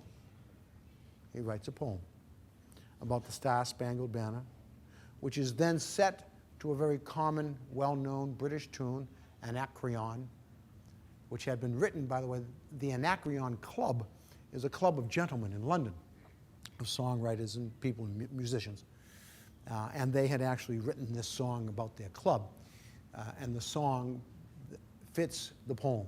And so the poem is set, okay, to Anacreon and becomes then, eventually, the Star-Spangled Banner. Doesn't become, just as a little factoid, Star-Spangled Banner does not become our national anthem until 1931. Okay, it's not until 1931 that it is officially declared to be the national anthem. And the Star-Spangled Banner, on exhibit, of course, at the Smithsonian Institution. And here I might pose something for you. A few weeks ago, I was at a meeting of historical musicologists. Okay? And one of the topics which was under discussion was the Star-Spangled Banner. And one of the participants suggested that this flag, which is about 30 feet by 40 feet, it's a very, perhaps many of you have seen it, it's a very large, it's called a garrison flag. Garrison flags are big. Okay? And his suggestion was, we know that it was a very rainy, stormy night when the bombs were going off in the air, that it was more likely that the Fort McHenry was not flying a garrison flag, but was rather flying a storm flag, and that this flag did not fly at that moment. One of the reasons, does anyone know one of the reasons why it's so tattered?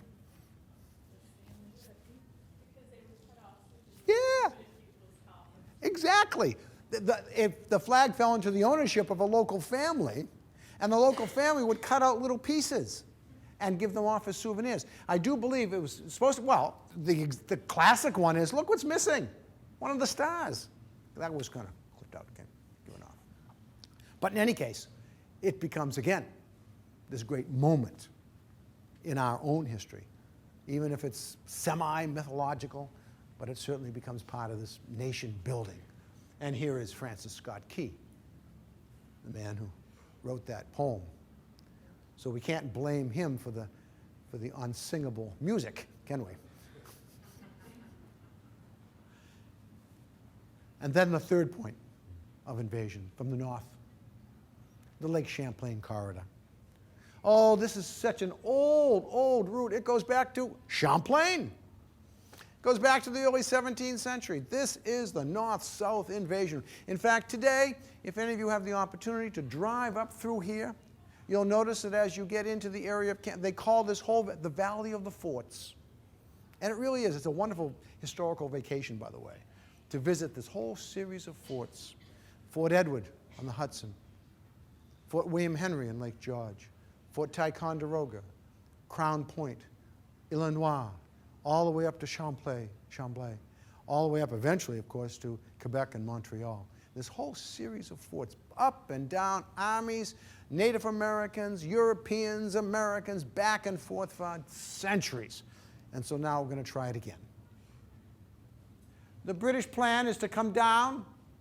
The Army will march along the western side of the lake, and the British Navy will come down and take control of the lake. Again, logistics are critical. You're going to march an army down here, you better have some way to feed them. And that's going to be the lake. In the meantime, the Americans send Thomas MacDonough to command on the lake. He's like Chauncey and like Perry. MacDonough sets up his base at Vergennes on Otter Creek. It's on the east side of the lake. Great antiquing center today, by the way. Okay. Also makes some good beer there, Otter Creek beer. And so Lawrence now, MacDonough, builds his fleet at Vergennes at Otter Creek. In the meantime, the British are up here putting together their own fleet too.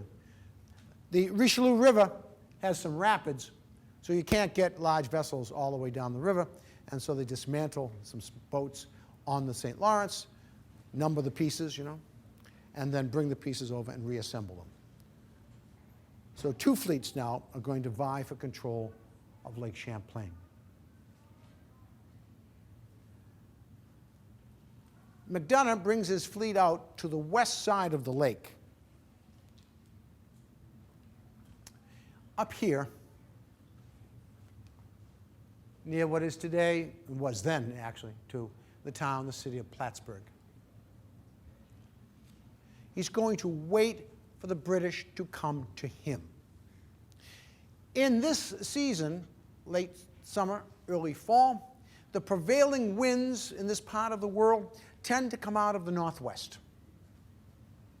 That's the prevailing winds. Which means, for the British, great news. They'll be coming down with the wind at their back. And that's exactly what MacDonough has in mind. And so he takes his squadron and he moves it up into this bay. Right? And he anchors his vessels on what are called spring lines. Which means that he has his vessels anchored in such a way that using the capstan, he can turn his vessels. He can swing them around on their cables. Takes all sail in, because he's not sailing. So he's got two big advantages. One, his entire crew now can be devoted to the battle, because they don't have to man the vessel, they're at anchor. So everybody aboard can man a gun. Secondly, he can change his broadside. If one broadside gets wiped out or damaged, he simply can put his men to work, turn the vessel, and bring the other broadside around. It's just going to wait. The British come down the lake as predicted, and there's an island. This wonderful scene that's described. As the British are coming down, there's a small peninsula that separates Plattsburgh Bay from the main lake. And as the British come down, the Americans can actually see over that peninsula the topmasts of the British vessels passing by. At that very moment, in both squadrons, the same prayer is being offered, the prayer at the Royal Navy. The British come down, and now they have to get at the Americans. They have to sail into the wind. They have to tack. which means a lot of their men are taken up now, manning the vessels. It means they no longer have much of it, and McDonough's just waiting, just waiting. The battle begins, and it doesn't take long for the Americans to be victorious. The British fleet is destroyed. In the meantime, this large army, and it's a fairly large army, it's about 10,000 men, it's a fairly large army. The British commanders decide, uh-oh, we're going home. In those what-if kinds of things, you sometimes wonder, well, wait a minute, could you have gone on? But you see, the British Army faces the same problem that every army has always faced when campaigning in the North. Your greatest enemy when you're campaigning in the North is what? It's called winter. It's called winter. And if you don't have a secure supply line, not a good idea to try to winter over. They have to withdraw. And so that route fails. 2 down.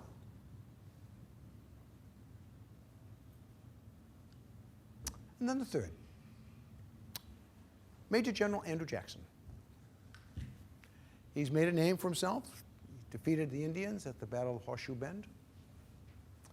He's given command now, is in command of the defense of New Orleans, and proceeds there to defend the port. In the meantime, the British are marshaling their forces on the island of Jamaica. There'll be a fleet and an army under the command of General Pakenham. General Pakenham is the Duke of Wellington's brother-in-law. This is, again, a significant army.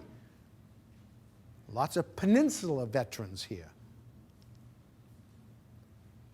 The attack on New Orleans. Jackson, the Americans, from behind the protection of cotton bales, used their artillery to great advantage. The British advance over an open area and are decimated. Decimated. Among the casualties, General Pakenham. The British withdraw.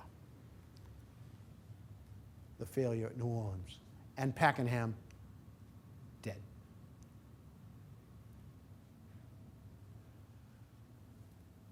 The battle, of course, is fought technically after the peace treaty has been signed, but not ratified, so you can, a little diplomatic nicety there. It's technically the battle, although fought after the treaty was signed, it's not really fought after the peace is established, because that takes a little bit more formality. But this is a Boston newspaper. Shows you how news traveled at the time. Events of the war from New Orleans. Fantastic news. It's February 18th, so it took more than a month. More than a month for the news of the Battle of New Orleans to get to Boston.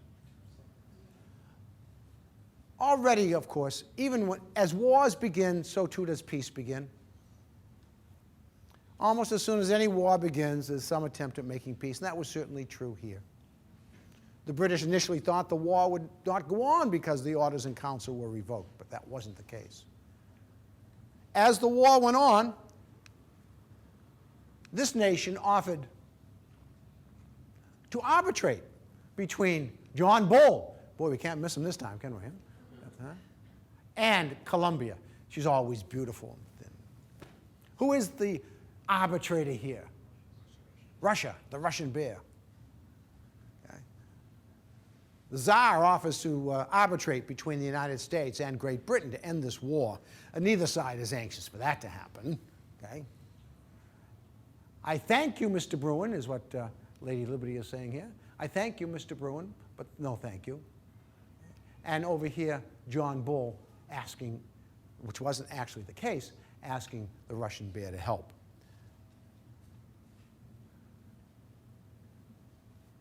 President Madison does dispatch, however, when news comes from London, information from London, in the usual kind of diplomatic way, Lord Liverpool, the Prime Minister, to end the war.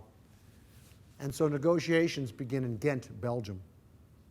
It's an interesting bit of negotiation. The British send their second string. But you see, it really doesn't matter because you don't really need to send first-class guys because it's only a couple days across the channel to get information.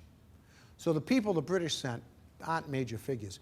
The United States, on the other hand, we have to send some real people, because in order for things to go back and forth, it's going to take a long time. So we need to send people in whom we have trust.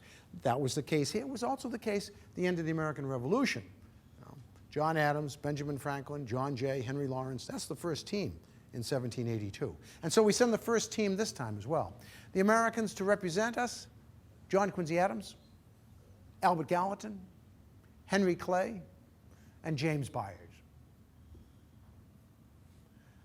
Certainly Clay and Adams and Gallatin, key critical figures. You might wonder about James Byers. Does anyone know who James Byers, what his claim to fame was? His greatest claim to fame? He was not an undistinguished person, by the way. Okay? He was a senator from Delaware. He was a Federalist. He was a Federalist senator from Delaware. And he did something in 1800 that, in a sense, perhaps saved the Republic.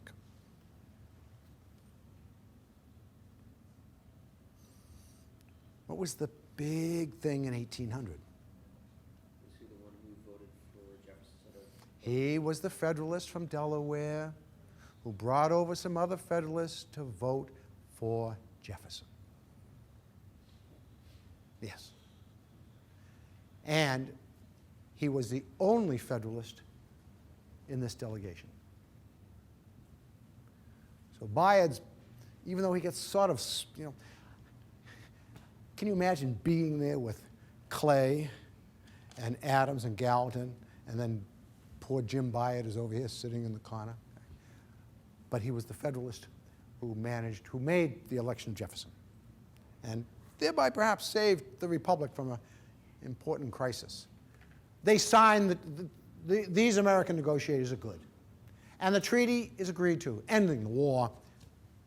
The treaty based upon a simple Latin principle, status quo ante bellum. Oh, there's some negotiation about land. At this particular moment, the British hold the northern portion of Maine. But that's not going to be a hang-up. And so status quo ante bellum. That is to say, nothing changed. In terms of territory, in terms of the issues that we discussed, impressment and neutral rights, no, not mentioned. Status quo ante bellum. But keep in mind the global situation. It doesn't really matter. It doesn't matter. The British are no longer interested in impressment. The wars in Europe are over. The issue of neutral rights is they had already revoked the Orders in Council, so that doesn't really matter. And most importantly, the British have come back to a fundamental principle of British strategic policy. A principle that helped us win our independence, a principle that helped us get the Treaty of Paris in 1783, and a principle that helps us end the War of 1812. A very simple thing: we are each other's best customers. This is hurting us economically. We need one another. And that is absolutely true. In the period after the War of 1812, the United States and Great Britain will rise to untold levels of prosperity and trade and growth, et cetera, because we support and trade with one another. And so it's an economic motive that wishes to go back, in a sense, to the good old days, and we do. There's no point in continuing this. And there wasn't. America emerges in our second war of independence, as some might like to call it. Certainly with an enhanced feeling about ourselves, as we can see here. The Navy, American naval victories. Wow. Don't give up the ship. All of these victories celebrated. We have naval heroes now. Perry and Lawrence and Hull and McDonough. How many ships have been named after them? How many of the battles have remembered? It goes even into the mid-19th century. Can't quite figure this one out. This is 1845. But look at this hero, even 30 years after the war. It's an American sailor. We owe allegiance to no crown. And so the memory of the war is instilled here. Canada, too, gets its heroes. And in many ways, maybe we talk about this later, the war is more important for Canada in terms of national identity than it is for us. And the heroes, Laura Secord, the woman who gives notice of an American plan of attack, Isaac Brock, Tecumseh, and Charles de Salaberry, a French-Canadian general who turned the Americans back when they tried to invade towards Montreal. And so the war then, the War of 1812, is over. Are there losers? Yeah, there's one big loser. Native Americans. As long as the British were present, in a sense, as their quiet allies, there was some hope for them. But now the British have abandoned them. Just as the French abandoned them in 1763, so the British now abandon them in 1815 to leave them to the mercies of an expanding, aggressive, agrarian republic that will soon elect Andrew Jackson, a man who built his reputation killing Indians, President of the United States. So they are the losers. Here endeth the lesson. Time is it? Okay. And here starteth the discussion. Here starteth the discussion. So questions, comments, concerns, thoughts, challenges? Thank you. We kind of glazed over the land war aspect of the War of 1812, and I realized that as American military might, it was not our most shining moment, but it did seem from the readings that I did prior to this week start to change towards the end of the war, that we became a much more stronger regular army as opposed to a collection of militias. Is that something that continued beyond the War of 1812? Did we sort of establish ourselves as a land military might at that point as well? We obviously did that with the Navy. From a military point of view, one of the lessons of the war was the divided command and the issue of states' rights. Here in New England, for example, and in New York, when the militia were called up, they would not leave the state. They asserted they could only defend the state. The power of the presidency over the militias was questionable. So one of the continuing debates that will happen after the War of 1812 is the role of the federal government vis-a-vis state militias, and what authority does the federal government have over state militias. And also, certainly, the training and growth of the Army. The Army will grow larger, but not that much larger after the War of 1812. So that does come to the fore, the fact that the federal government, the division of authority between the federal and state governments over the role of the militia becomes a national debate. And there'll be several pieces of legislation in the years following going up towards the American Civil War that will indeed establish the proper role of the federal government over the deployment and command of state militias. Yeah. I'm just wondering if you care to speculate about this. It just dawned on me that all these naval heroes were naval heroes, but at least to my knowledge, none of them parlayed their fame into political careers, unlike people who had made their names in the Army. And I'm wondering how come people in the Army go into politics and people in the Navy don't? That's a fascinating question. I'm trying to think, as you're asking the question, I'm going through my mental Rolodex, trying to think of a naval officer who would counter that argument from the War of 1812. And I can't think of one.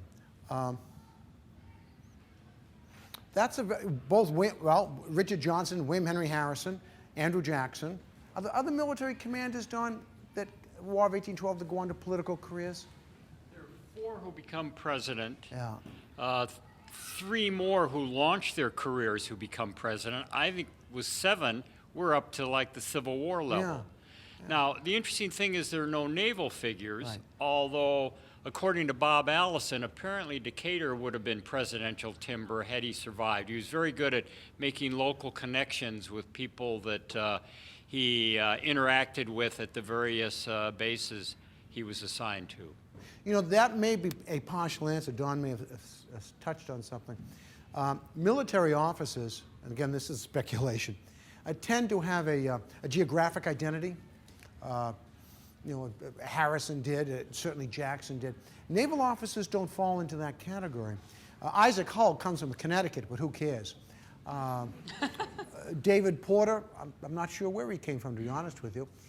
So there might be an element that deserves some thought, that naval officers are not so geographically centered, they're not regional figures the way a military, an army commander was.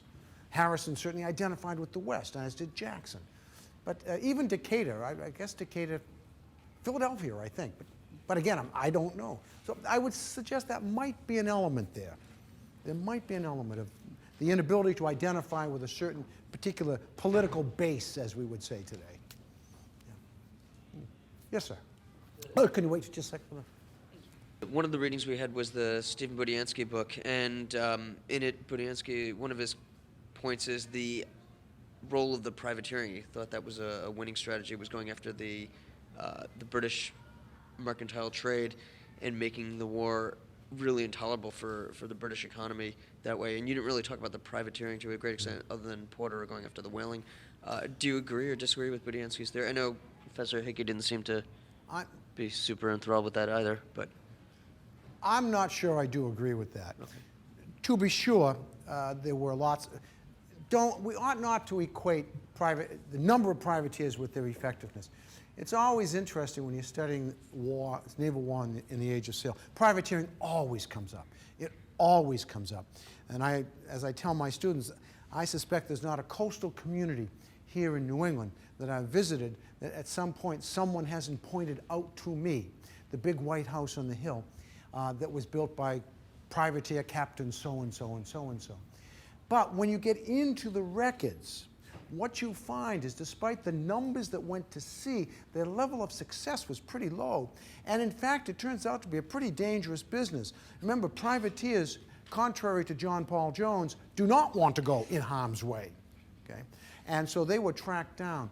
If you look at British records, particularly the thing to look at to always determine the impact of this sort of activity, look at marine insurance rates. Okay? Lloyd's of London is a very good indicator of how, even today, by the way, of how dangerous it might be. And the insurance rates during the War of 1812 increased marginally, but not greatly. So I think there's a lot of romance that goes into this. There were significant numbers of them, yes, but their impact, I'm not sure about that. Furthermore, later in the war, to Don's phase two, when the Brits begin to make a very effective blockade of the coast, we can't even get our Navy vessels to sea, let alone privateers. So yes, they play a role, there's no question, as they do in other wars at sea, in the Age of Sail. But being a significant influence in the outcome of the war, I really don't see that. Yes, sir. I know that New Englanders are generally Federalists, and in southern New England, it's, you know, there's lots of business going on, and so they may have sort of been against the war. Can you talk a little bit about northern New Englanders? And I know that, you know, by the time the war comes around, north of Concord, New Hampshire, into Maine and Vermont, you do have populations of people moving towards that sort of contact zone. What's their take? What a great question. First, let me recommend to you a couple books by a man named Alan Taylor, who talks about the backwoods people. You're absolutely right. There's a big cultural gap between Federalist New England, Massachusetts and south and along the coast, and northern New England, particularly in the northern regions of New Hampshire and in the District of Maine. And the people who tended to settle, certainly in the District of Maine at this time is part of Massachusetts, were rough and ready, flaunters of the law, squatters. There was land up there, and any time you have lots of land and nobody's there to protect it, even though they claim to own it, people will go and squat on it. It also became an area into which there's a good deal of religious revival in the late 18th, early 19th century. Lots of Baptists go up there, you know. Methodists, too. So they're not the established church. The established church here in Massachusetts is the Congregational church, the good order, you know, the ruling order of good Federalist New England. So you have a different kind of culture up there, a little more raucous, anti-authority, okay? And they tend to be, and we find many of them turning Republican, that is Jeffersonian Republicans, okay? They tend to be sympathetic. And as the war goes on, they become increasingly unhappy with the people in Boston. Why? Because the British are at almost perfect liberty to sail along the coast and raid. They even take from Castine north, Penobscot Bay. They occupy it. And they raid along the coast. And Massachusetts, Boston, we seem incapable of doing anything, or even worse, unwilling to do anything, because the government in authority is Federalist, and those damn people in Maine are Republicans. What do we care? And as a result of that, you find growing very rapidly, it had been there before, but beginning to really take root, a separation movement. And after the war, the move to separate Maine from Massachusetts takes on full bore.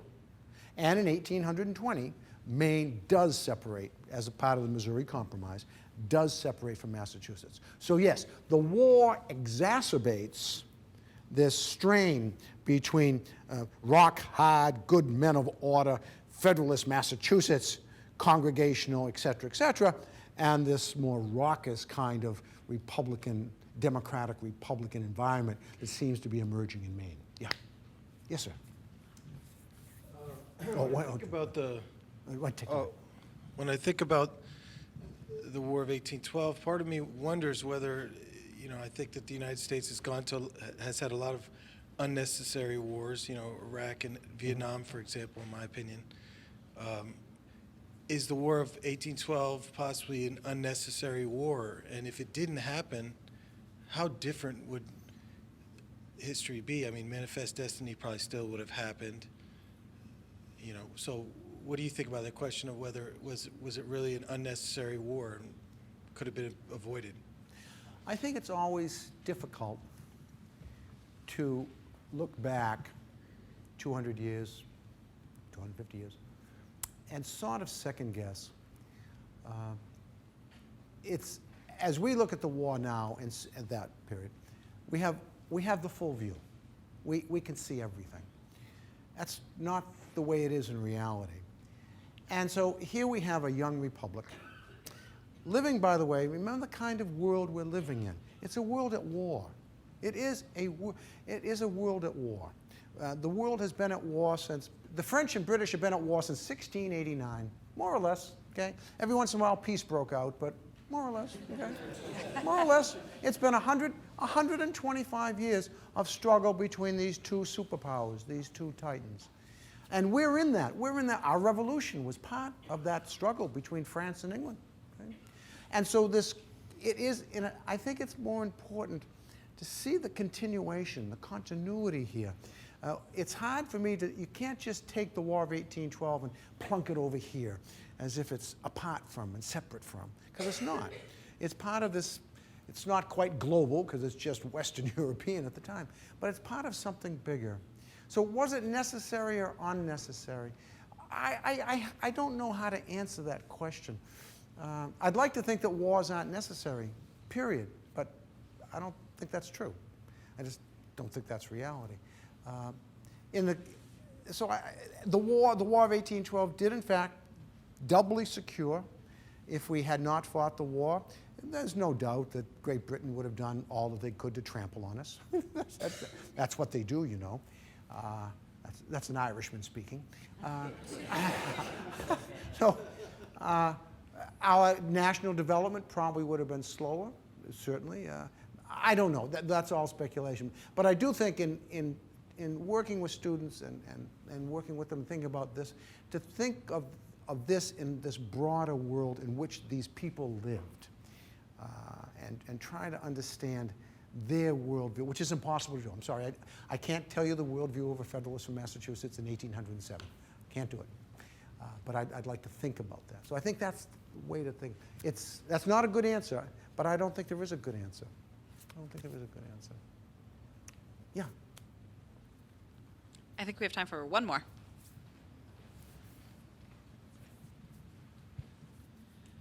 With the British having rescinded the orders in council before war was declared, what was the communication time to get news from Europe to the North American continent at that time? Travel time between North America, well, let's say specific ports, New York to Liverpool. In the age of sail, New York to Liverpool. New York to Liverpool is probably on an average 35 to 40 days. Okay? Liverpool to New York is longer because of the prevailing westerly winds. So Liverpool to New York, 45, 50 days maybe. And you'll find voyages shorter, yep. You'll find voyages longer, yeah. But if you were the British minister in Washington, and you were sending a dispatch to your superiors in London, and you sent that dispatch on the 1st of January, okay? They would probably be reading that dispatch by mid-late February. How long is it going to take the ministry to read that dispatch, evaluate that dispatch, make a decision? I mean, we know how quickly governments work, right? Okay. So the ambassador, the minister, is perhaps asking a question of the ministry. What should my position be on X? Okay, I sent it off January 1st. It's on the desk at Whitehall, again, mid-February. It's going to sit on the desk in Whitehall for, I don't know, who knows, okay? Let's say it only sits there for a month, which would probably be record time. So let's say by last of March, end of March, the clerks are writing up the response.